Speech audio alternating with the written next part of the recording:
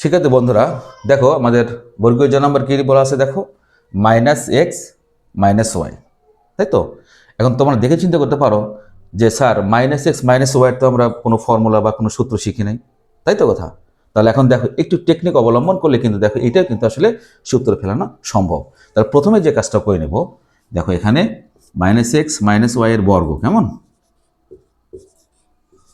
দেখো লিখে নিলাম। আমাদের কি লিখতে পারি -x - y, কেমন দেখো লিখে নিলাম। জাস্ট একটু ভিতরে একটু কাজ করব, সেই কাজটা কি দেখো তো শিক্ষার্থী বন্ধুরা। আমরা যদি মাইনাসটা কমন নেই তাহলে দেখো মাইনাস এই মাইনাসে কি হলো, তোমার জানো মাইনাসে গুণ করলে প্লাস হয়, কেমন ব্যাস। দেখো তো সহজ কিনা। দেখো এই লাইনটা আবার আমি ব্যাখ্যা করছি, -x - y। তাহলে দেখো আমাদের এখানে মাইনাসটা কমন নিলাম, ওকে। তাহলে যখন আমরা কমন নিব অর্থাৎ ফার্স্ট ব্র্যাকেট ব্যবহার করব, তখন দেখো এই মাইনাস আর এই মাইনাস কি হয়ে যাবে, প্লাস হয়ে যাবে।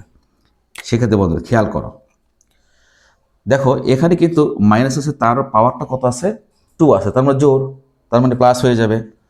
তার মানে দেখো মাইনাসের কাজ কিন্তু শেষ, ওকে। দেখো এখন x + y দেখো কত সিম্পল হয়ে চলে আসছে, কেমন। তাহলে দেখো আমরা ভেঙে দেব, x² 2x * y + y²। শিক্ষার্থী বন্ধুরা এখানে এক্সটা হলো a আর ওয়াইটা হলো b। দেখো সিম্পল ক্যালকুলেশন, দেখেছো।